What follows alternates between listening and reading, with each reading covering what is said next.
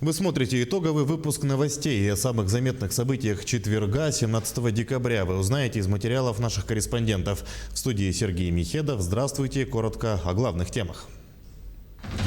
Около 2 часов продолжается большая пресс-конференция Владимира Путина. Какие вопросы интересуют журналистов? Новый партнер будущего большого строительства Сбербанк стал участником проекта по созданию Ленского моста. Происшествие, в результате которого остались без света 5 населенных пунктов. Нерюнгринский район посетил замминистра ЖКХ региона. Какие решения приняты? Впереди трехлетие благоустройства. Окружная администрация Якутска подводит итоги работы в текущем году. Мирнинцы украсили дворы города снежными скульптурами, а в ходе конкурса выбрали лучшие работы. Главная задача – выполнить установку тренера. Триумфаторы чемпионатов России Василий Егоров и Сардана Трофимова рассказали о дальнейших планах.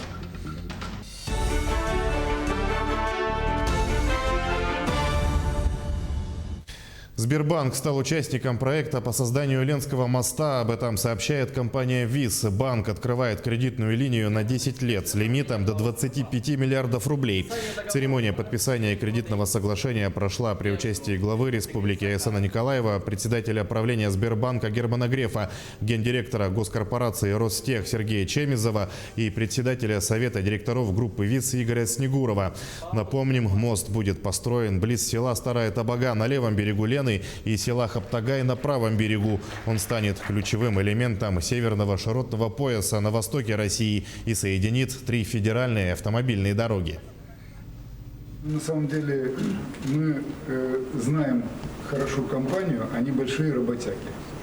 И все проекты, за которые они брались, они исполняют срок и качественно. Я уважаю людей, которые трудятся. Я тоже стараюсь, если мы за что-то беремся, делать на самом высоком уровне качества. И обычно мы не беремся за какие-то проигрышные проекты. Если мы взялись, мы обязательно сделаем его. Я думаю, что мы обязательно поможем с решением сейчас всех формальностей. Но для вас это, конечно, я скажу, для меня это огромный праздник. Для Якутии, я думаю, это праздник на самом деле. Около 2 часов продолжается ежегодная большая пресс-конференция президента России Владимира Путина. От Якутии в мероприятии принимает участие ЕСА, газета Саха-Сера и наш телеканал Якутия-24. Журналисты находятся в специальной студии во Владивостоке. Всего на пресс-конференцию президента аккредитованы 774 журналиста. И первый вопрос от Дальнего Востока задала наша коллега из Магадана Людмила Чербакова. Она спросила президента о том, каким он оценивает уходящий год, плохим или хорошим. Владимир Путин отметил, что в этом году есть как положительные, так и отрицательные моменты. Ну, во-первых, я сейчас цифрами это постараюсь подкрепить. При всем огромном количестве проблем, с которыми мы столкнулись, а проблем море, мы, безусловно, будем сегодня говорить об этом, мы ради этого и собрались, проблем моря. И все-таки море – это океан, он везде. По всему миру расплескался. Но можно с уверенностью сказать, что мы встретили эти проблемы достойно.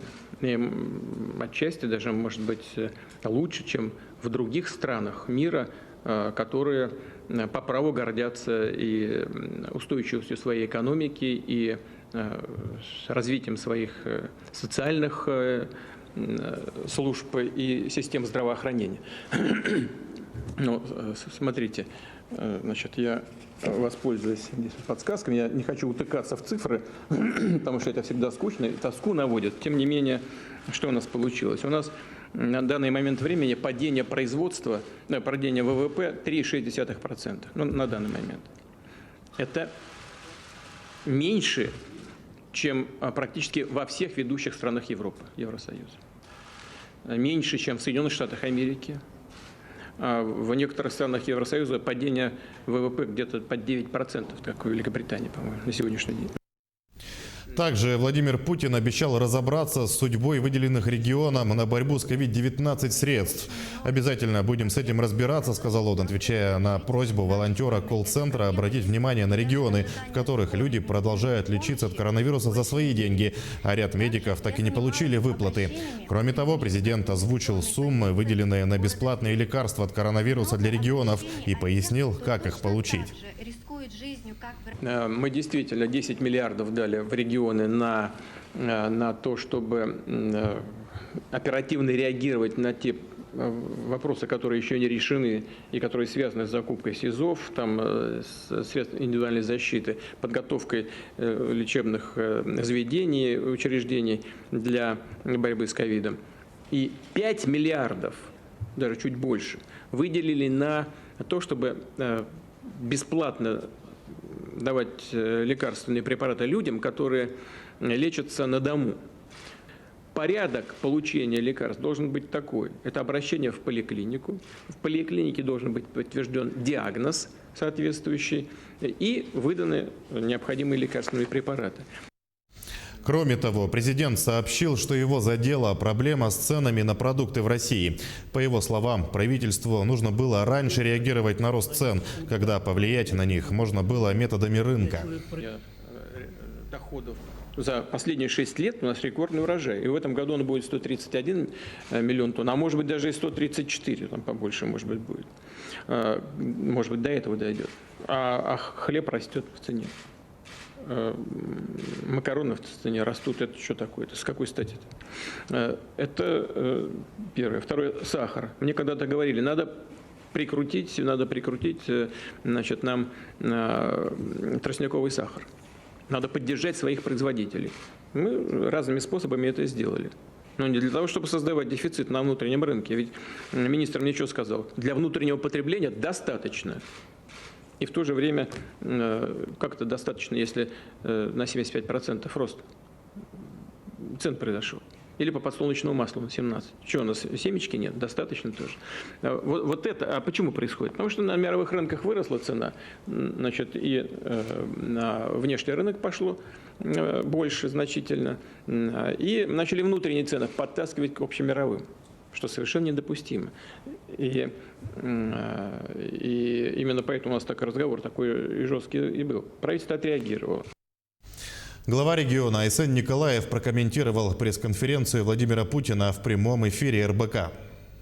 Хотелось бы больше внимания со стороны федеральных органов, например, в частности, к такой проблеме, экологической проблеме, я бы сказал, очень важной для многих субъектов нашей страны, как борьба с лесными пожарами. Мы в 2020 году столкнулись с крайне серьезными проблемами. Видим, что изменения климата ведут к большей горимости северных лесов на тех территориях, где они раньше не горели. И, конечно же, вот те поручения президента, которые были даны в свое время о пересмотре, в том числе методики по выделению средств на тушение пожаров, на мониторинг пожаров, конечно же, их надо решать, и хотелось бы, может быть, чтобы и эта тема была затронута. Далее об эпидобстановке в регионе. 203 новых случая COVID-19, в том числе 26 носителей выявили в Якутии за минувшие сутки. По данным оперштаба, 94 заболевших в Якутске. В Алданском районе 13, в Мегино-Кангаласском и Нерюнгринском по 11, в Ленском и Мирнинском по 9, в Кобяйском 7 случаев, в Амгинском и Вилюйском по 6, в остальных районах от 1 до 5 заболевших. Сегодня необходимо особое внимание уделить на два района, на Кобяйский район, в котором достаточно долго сохранялась стабильная ситуация, но сегодня на фоне семейных контактов, которые произошли, зафиксировано 7 случаев. И также под особым вниманием у нас находится Нижнеколымский УЛУС, который сегодня мы на особом контроле держим, как с точки зрения укомплектования дополнительного медицинскими кадрами. Туда будет выезжать соответствующий специалист Министерства здравоохранения для того, чтобы ситуацию разобрать на месте. Сейчас короткая реклама. Смотрите далее на нашем канале. Происшествие, в результате которого остались без света 5 населенных пунктов. Нерюнгринский район посетил замминистра ЖКХ региона. Какие решения приняты? В Впереди трехлетие благоустройства. Окружная администрация Якутска подводит итоги работы в текущем году. Мирнинцы украсили дворы города снежными скульптурами, а в ходе конкурса выбрали лучшие работы. Главная задача – выполнить установку тренера. Триумфаторы чемпионатов России Василий Егоров и Сардана Трофимова рассказали о дальнейших планах. Продолжаем выпуск. Инспекторы Центра занятости населения республики в этом году выявили 308 граждан, которые получили пособие по безработице обманным путем. Общий ущерб, причиненный федеральному бюджету в результате подобных действий, составил 3 миллиона 300 тысяч рублей. Подобные случаи выявляются ежегодно в ходе регулярных проверок статуса лиц, ставших на учет по безработице. Так, в прошлом году было выявлено 240 фактов такого обмана. Все вновь выявленные случаи направлены в органы прокуратуры, где принят комплекс мер реагирования, в том числе внесены представления. В случае невозврата полученных средств в добровольном порядке деньги придется вернуть через суд. Процесс происходит такой, что на сегодня в связи с временными правилами механизм упрощен. Граждане по интернету через портал «Работа в России» просто подают заявление свое без никаких документов. И, соответственно, дальше уже наши инспектора начинают запросы направлять в пенсионный фонд или же сверяются с данными налоговой службы. Это имеет, скажем так, промежуток времени и достаточно сложная процедура. Если, например, у нас назначение идет с момента подачи заявления, то мы, соответственно, эту дату должны везде проверять каждый день в налоговой службе. И, соответственно, на сегодня у нас очень большое количество обращений. В течение года более 50 тысяч человек обратилось, соответственно, их надо всех обработать. В Нерюнгри сегодня делегация Министерства ЖКХ и энергетики рассмотрела работу с основными ресурсоснабжающими организациями района в части необходимости оперативного взаимодействия служб. Напомним, 15 декабря в Нерюнгринском районе произошло технологическое нарушение на подстанции южно-якутских электрических сетей, в результате чего остались без света 5 населенных пунктов. Сегодня прошло заседание республиканского штаба под руководством первого зампреда правительства Алексея Колодезникова. Даны поручения провести расследование технологического нарушения. Пользуясь случаем, хотелось бы обратиться к руководителям всех ресурсоснабжающих организаций, любых форм собственности, о необходимости проведения ужесточения контроля за прохождением отопительного сезона, за функционированием объектов генерации, сетевых инфраструктур, объектов водоснабжения, теплоснабжения, и, соответственно, обеспечить эффективное взаимодействие с аварийно-диспетчерской службой штаба энергобезопасности. Окружная администрация Якутска подводит итоги работы в текущем году. Формирование обеспечения среды, комфортной и благоприятной для проживания, в том числе надлежащее содержание дворовых территорий – одна из важнейших задач городских властей. В этом году выполнен целый комплекс мероприятий от освещения улиц, строительства современных детских площадок, новых тротуаров и до асфальтирования дворов и проездов в них. Ульяна Шагина подробнее. Пандемия коронавируса не помешала окружной администрации выполнить целый комплекс мероприятий по обустройству городских дворов и внутридворовых территорий. Поменяли и тактику ремонта тротуаров. Если раньше их отбирали по принципу самых изношенных, то в этом году выбирали направление, плавно переходя от одной улицы к другой. То есть мы в этом году ремонтировали тротуары по улице Аюнского, по Яркого и Богатырева и по Кирова, чтобы у мамочек, у людей с ограниченными способностями, у велосипедистов была возможность беспрепятственно двигаться. Так заменили и отремонтировали порядка 900 квадратных метров плитки, обустроили тротуары в местах, где проживают люди с ограниченными возможностями. Провели внутриквартальный ямочный ремонт, а также заасфальтировали внутридворовые территории. Все в рамках программы формирования современной городской среды, где главными участниками выступают сами жильцы. Есть порядок, каким образом жители многоквартирных домов могут участвовать, и порядок обустройства этих дворовых территорий. Перечень ведется у нас управлением архитектуры. Мы в данной ситуации, наше подразделение выступает заказчиком-производителем работ. Вот. И в рамках этой программы идет софинансирование с республиканского бюджета и с федерального бюджета. За примером далеко ходить не надо. Детская площадка во дворе дома по улице Амосова, 4/1. При ее обустройстве учитывалось мнение каждого жильца, чтобы в результате здесь могли играть как малыши, так и детки постарше. Активное участие граждан в обустройстве своих дворов, как показала практика, приносит только положительные плоды. В этом убедился и Центральный округ. За год совместно с собственниками здесь удалось обновить более 30 детских и спортивных площадок. С нуля построить 6 новых. В этом году все наши работы по установке площадок были согласованы с нашими жителями. Также хотелось бы поблагодарить наших жителей. Они, когда мы им завезли песочек на площадке, очень многие дома вышли, прям жители самостоятельно, вышли бабушки, дедушки, молодые люди, дети. Они сами занимались планировкой песка на своих детских площадках. Результат был очень хороший. Предстоящие 3 года объявлены главой столицы Сарданой Аксентьевой трехлетием благоустройства. В рамках этого только в 2021 году предусмотрели порядка 140 миллионов рублей, на которые планируется облагородить около 15 дворовых территорий в Якутске. 2 крупных из них по адресам Пояркова, 18/2 и 19/2. Ульяна Шагина, Илья Сыромятников, Якутск. Пройти мимо этого магазина просто невозможно. Уже с улицы через большое окно видна новогодняя красавица, мерцающая яркими огнями и украшенная игрушками необычайной красоты. В Ленске рукодельница Юлия Валиева дарит жителям новогоднее настроение. Наш корреспондент пообщалась с автором украшений.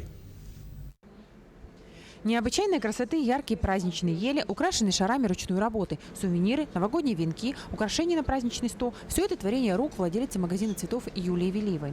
делом всей ее жизни флористика стала 20 лет назад. Начинала простым флористом, мечтала о собственном небольшом магазинчике. Мечта исполнилась спустя почти 10 лет.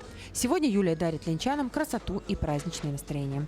Мы сейчас активно делаем игрушки ручной работы. У нас можно найти всего много интересного. Банты, какие-то шары, элементы декора. Мы делаем новогодние композиции к столу из живой хвои. Можно сделать из искусственной, со свечами, с шишками, с игрушками. Сейчас очень модный тренд щелкунчики, мы тоже это активно используем. Буквально за полчаса Юлия мастерски собрала композицию для новогоднего стола. Получилась вот такая красота. Шары ручной работы, украшающие ель, вообще нельзя не заметить. Штучные товары, они очень красивые, потому что очень много времени уходит, чтобы сделать такую игрушку. Она очень эффектно смотрится на елке. И как памятный подарок, я считаю, что это на долгие годы будет напоминать о вас. Юлия творческий человек, поэтому одним увлечением цветов она не обошлась. Девушка изготавливает кулинарные шедевры. Сегодня к Новому году она печет имбирные пряники и проводит мастер-классы по их изготовлению для детей. Мы, получается, пекли пряники. Сначала мы брали тесто, раскатывали его, брали разные формочки потом, получается, из них вырезали. Потом мы запекали, получается, тесто и начали украшать. Мы украшали, получается, по своей фантазии. Делать своими руками – это очень интересно, даже не что, как покупать там в магазине. Процесс очень интересный был.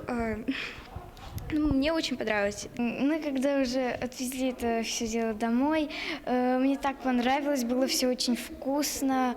Буквально на днях на прилавках магазина появятся имбирные пряники, пряничные домики, леденцы, а также сладкие новогодние наборы. Все ручной работы. По словам Юли, будет интересно, вкусно и недорого. Светлана Балеева, Виталий Андреев, Ленск.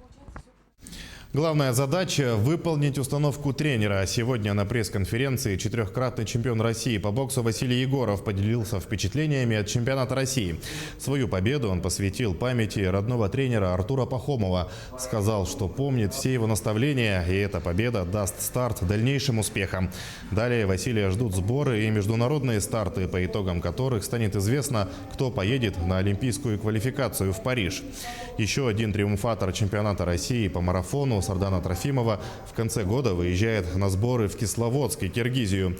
Спортсменам от имени правительства вручены сертификаты на 200 тысяч рублей, а от Федерации бокса и легкой атлетики по 500 тысяч. Сегодня они являются самыми сильными спортсменами в России по своей категории. Сильнее их пока еще природа не создала. Это прекрасное ощущение, что в такой республике, как Республика Саха-Якутия, воспитывает и выводит на российский международный уровень таких талантливых спортсменов такого уровня, как Сардана Трофимова и Василий Егоров. Да, на уровне правительства республики мы будем поддерживаем и будем поддерживать развитие физкультуры и спорта, в том числе поддержку наших титулованных спортсменов к спорту высших достижений. Мы на 2021 год уже утвердили госпрограмму, бюджет, в котором предусмотрены все меры поддержки. Мирнинцы украсили дворы города снежными скульптурами. Более 70 горожан приняли участие в конкурсе снежных фигур. Подробнее об участниках и итогах конкурса расскажет наш СОПКОР в Мирном Марферина Алексеева.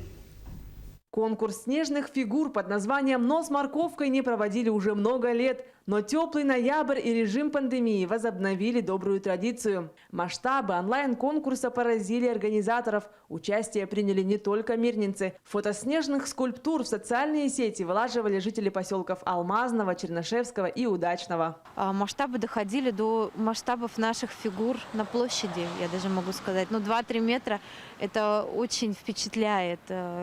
Семьи постарались, конечно. И людям очень нравится. Идут, настроение поднимается. Лестно отзываются. Идя на работу, можно наблюдать фигуры. Вот по 50 лет октября, допустим, да, сейчас шикарной стоит фигура Спанч Боба. Губка Боб – это уже вторая скульптура на этом месте. Изначально в конкурсе принимала участие фигура Миньона, которая, к сожалению, не простояла целой даже одного дня. Вандалы разрушили скульптуру, которую Дмитрий Зубов мастерил для своих детей на протяжении нескольких дней. Любимого героя мультфильма маленькие заказчики так и не увидели. Через некоторое время дети попросили отца смастерить новую фигуру. Так на месте сломанного Миньона появился Спанч Боб. Мастер опубликовал фотографии в Инстаграме и сообщил, что в скором времени появится еще и Патрик, но с одним условием, что эта фигура простоит целая хотя бы 3 дня. Сегодня второй день, как мы видим, сломана уже рука. Пообщавшись со скульптором, мы спросили, появится ли Патрик в таком случае. Он сказал, что если поломка ограничится всего лишь рукой, то Патрик все же появится. Вообще изначально хотел я сделать все, забить здесь фигурами. Чтобы как поляна сказок, что ли, для детей было, что-то вроде того. После первой фигуры, конечно, расстроился, сподвигло вторую сделать, наверное, то, что первую дети увидеть не успели. Мои. Я думаю, продолжим. Рядом появятся другие. Смотрю, много детей фотографируются, играются рядом. Не все только ломают. Некоторые ценят труд. У меня 2 сына, оба скакали от счастья. В 40 градусов я их еле домой загнал. Снежные и ледовые скульптуры от мастеров села Арылаха появились и на главной площади города. И несмотря на то, что из-за пандемии украшать площадь пригласили только местных мастеров, скульптур и ледовых аттракционов ничуть не меньше обычного. Марферина Алексеева, Артем Алексеев, Мирный. На этом наш выпуск подошел к концу. Берегите себя и своих близких. Не забывайте носить маску и соблюдать безопасную дистанцию. Оставайтесь с нами.